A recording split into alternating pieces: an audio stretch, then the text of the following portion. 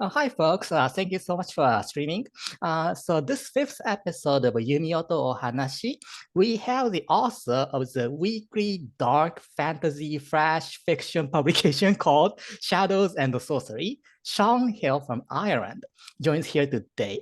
Thank you so much for Hello. your time, Sean. And can you briefly introduce yourself to me? Yes, To thank us? you for having me Oh, on, no, first of yes, yes, all. yes. Mm-hmm. Yeah, my name is Sean Hill. I'm from Mm-hmm. Dublin, Ireland, Dublin. and I write the mouthful uh, weekly dark fantasy flash fiction publication, Shadows and Sorcery, and I publish that over on Grandeur. Substack. It I is a mouthful, to be honest. I see, I see. And let's see. I have this interesting question coming up because Yeah. just curious, Sean. How do Mm. you define dark fantasy? Because for instance, in Mm. my case, a Bastard in 1989 was a big entrance Yeah. for me, and then my curiosity speeded up and peaked when I discovered Berserk in '97. We pronounce Mm. Berserk in Japanese. So I'd say I think the excessive violence and sexuality are two natures of dark fantasy. How about you? What do you think of it? That's a difficult question because Sorry for the first one. no, I love talking about this stuff because fantasy by definition Mhm. can be anything. Uh-huh. Science fiction has a definition, Uh-huh. horror Yes, has a yes. definition, but fantasy can be anything, right? Uh-huh. Dark fantasy can be anything, but I suppose you got to make it kind of nasty, don't you? For it to be dark. So yeah, the violence, the sexuality, grimness, Grimness. Uh-huh. a general lack of morality, gray morality, as they say, Uh-huh. things like that, where things aren't very clear. A lot of anti-heroes, things like that. Anti-heroes. Yes, yes. Yeah, yeah. And they conduct those violent things and try to be antagonists instead of a protagonist. Yeah. Uh-huh. I see. So, yes. Like Guts from Berserk is a Uh-huh. perfect example, Yes, you yeah, know? because he seems like a villain, but he's actually a good guy. So, Yeah, ultimately he's a good guy, but he does a lot of violent mhm. things. And Yeah. it's very interesting that the Griffiths first appear as a very Mm. cool guy, but then he Mm. turns into very menacing enemy. So that's kind of a very interesting aspect of the I've Berserk, I think. when I first saw the Mhm. 1997 Berserk anime, Uh-huh. Yeah, so that was the the starting point for me first too. the first time Griffith appeared on screen, Mhm. I said to who I was watching it with, I said, Mhm. that guy's a villain. I know it. From the I first just sight. had a I just had a feeling, I guess I was right. I see. Okay, so the can you share your latest accomplishment or your temporary goal that you would like to reach? Yes, my latest accomplishment is that early last month, Mhm. September, September. uh, Shadows and Sorcery reached the 100th edition. I put Wow. out 100 editions of that thing in about 2 years, Yes, yeah, and because you I said am weekly, right? extre Yes. yeah, So, it's weekly, so I'm oh, actually extremely proud of it. I see. So you started this one in 2021 and Yeah, consecutively, and that's a huge accomplishment. Uh-huh. yeah. So can you describe that one? Can you describe your works then? Okay, so you'll be talking to a lot of novelists, I assume, who can actually succinctly describe what their work is, but I can't because I write flash fiction. And flash fiction Oh, is any yes. story Mhm. from one word to 1,000 Ha, ha, ha, words. ha. And they are stories that the intention is that they work off implications, Implications. glimpses, hints of things. Rather, it builds an idea of a world around it where you just get a little glimpse into that story. And I really enjoy that because I think it gets the imagination running in a way that maybe a longer story doesn't. Not in the same way, at least. I see. That's what I Because really, that's why I do it. that was the first time for me to hear the word of flash fiction. So that's why I was wondering what does it mean? Yeah. A lot of writers haven't heard of it, which is very strange to me. It seems to be pretty rare, pretty niche flash fiction. They also call it microfiction. Micro, Uh mhm. there's Niche there's and a micro. there's a there's a dozen different words like dribbles and drabbles for all these different word counts, but I just call it flash fiction or microfiction, you know? It means the same thing. Yes, probably the word micro can be understandable to Japanese people because Japanese people like the word micro, macro. I Okay. see. That And makes sense. yes. Because the first time I said flash fiction to a friend who's not a writer, and I said I write flash fiction, and he asked, "Do you mean the superhero, the Flash?" I see. It's that one, that one. Yeah. And also the queen involved in the Flash Gordon in the past. So that was Flash also funny. Gordon, yeah. Flash Gordon. Okay, so what was your major influence? Major influences for me are a lot of wide-ranging stuff has had an impact on me in really specific and important ways. Uh-huh. But I'd say writers like Robert E. Howard, the creator of the Conan the Barbarian stories, Ah, Bran I see, I see. Uh-huh, Bran uh-huh. McMorn, Solomon Kane. Mhm. There's a very obscure Irish writer named Uh-huh. Lord Dunsany, and Oh. he huge influence on me.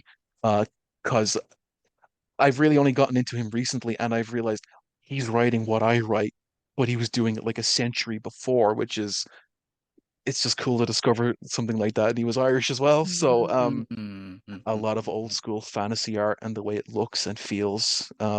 Clyde Caldwell, Russ Nicholson, people mhm. like that. Just the visuals are a huge influence on me as Yes, well. I think I have never heard of those are authors' names. So maybe after I upload Oh, this interview, maybe you should use your Twitter and try to I yes will follow I up will those send artist you names. stuff Mhm. on Robert E. Howard. You will I you see, I will see. love those wonderful Sure, sure. stories. Yes, Yeah, I would like to know because I want to yeah. know a lot. Okay, so are you interested in Japanese culture? If so, which one do you want to deep dive? And many of my interviewees a favorite question actually. I'm just in general, it's an interest of mine is religion and spirituality makes its way into a lot of my writing. It's a thing I think is interesting, and I really am interested in Japanese Shinto. Oh, really? That is absolutely fascinating ideas, and I think Why it's why it's so really fascinating? interesting because it's so different to what we have here, Mm. and I love the new ideas and the the way they see the world, the idea of spirit in everything, and at certain ages things can come, like yokai, at certain ages things can come alive, Yokai, things uh-huh. like that is just the ideas, Yes, the one of the yokai Nekomata is pretty famous. The cat girl who lived along and turns yeah, into a girl, yeah. ghost yokai. I see. So I assume that you enjoy Miyazaki Hayao's Spirited Away, Sento Chihiro no Kamikakushi. I'm actually, oh God, this is going to be very controversial. I'm actually not the biggest Miyazaki fan. Ah, I see. I see. It's Don't worry, that don't worry. That's okay. not that I dislike them. The movies just they're not my thing. That's all. That's Yes, all. because Miyazaki's latest film got lots of those controversy, whether it is entertaining or not. It seems like a very Oh, philosophical. really?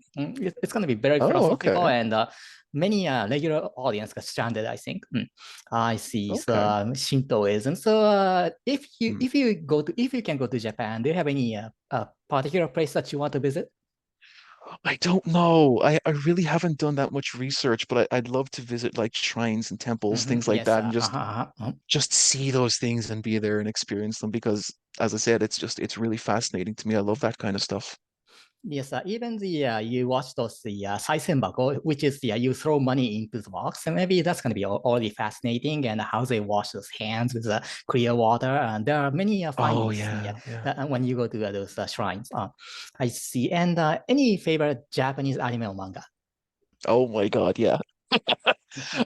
So Way too many. we've talked, yeah, we've talked about Berserk, of course. That's Berserk, hugely influential in me. I love it. it was. I even like even the more recent ones they did a couple of years ago, which are a little, yeah, but I ended up enjoying them anyway. One that's been a favorite of mine recently is Doro Hedoro, adapted from. You know that one? Yes, of course. I love that to bits. Full Metal Alchemist Brotherhood is fantastic as well. And again, I watch a lot of stuff recently, and it just piles on me that and it just gets into my work. Um, Anything by the director Yoshiaki Kawajiri. He did Kawajiri Vamp Yoshiaki. Are you familiar with yeah, him?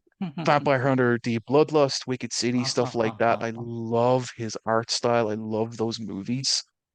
As I'm trying to pull more stuff out of my, there's tons, I but see. those are the How ones about that come to mind yes, immediately. I'm kind of surprised that those people who are interviewed earlier, they kind of mentioned the Jujutsu Kaisen or those kind of new things immediately. So that's why I'm kind of astonished by those writers in America and England or UK or Australia. They know Japanese culture pretty much than regular Japanese people actually, because the regular Japanese people in Japan, they are not familiar with many things actually.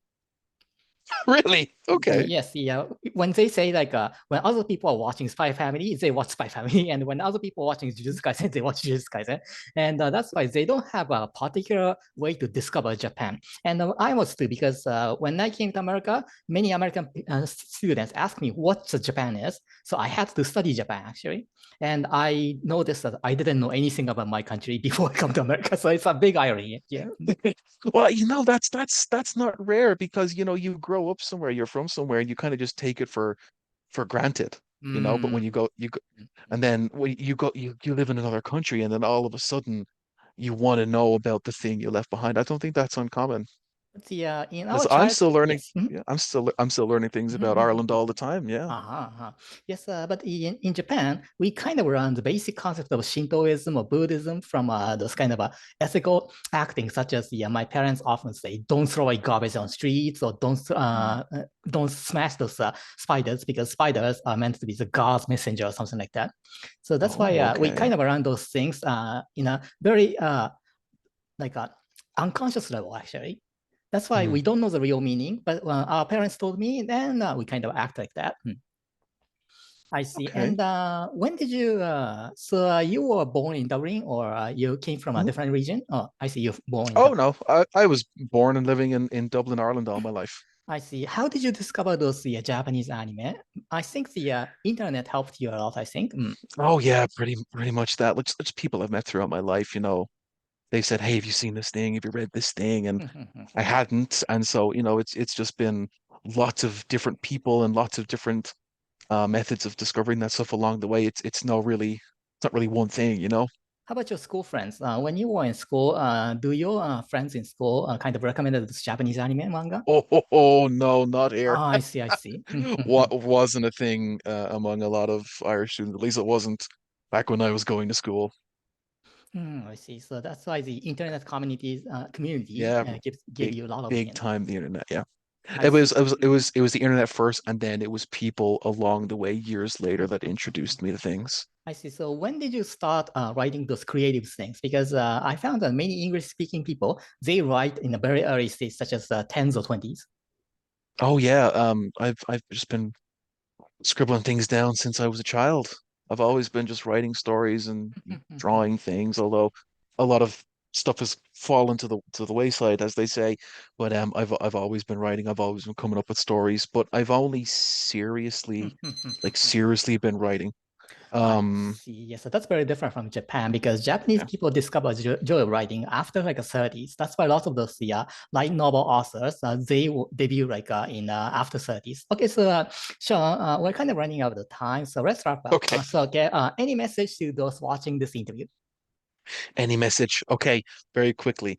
The best advice you can ever take about writing is don't listen to other writers at all. And I mean that seriously. Don't listen to anything anyone else has to say, ever. Especially what I'm saying. Find Easy. discover it for yourself. Seriously. Discover If you yourself by yourself. discover it if you really care, you'll do it. I see. And You'll finally, do it. what is the most encouraging phrase that you recite when you want to pump up your motivation or crawl out from rock bottom? Honestly, I just say to myself, it's fine, really. I give myself a little pep talk and it's like, it's fine. It's not a problem. Who cares? It's Ah, fine. Calm down. Step back. You're fine. I And then I just get see. over it. Oh, that's a pretty encouraging phrase. I see. I see. Okay, so his book is called The Shadows and Sorcery. So, folks, if you are interested in Sean, please check his publication and or online materials and dive into dark fantasy and follow his account. Thank you very much, Sean. Truly appreciate your participation in this segment. Wish you a great success and we'll keep in touch. You too, Yumio. Thank you for having Thank me you. on. Thank you.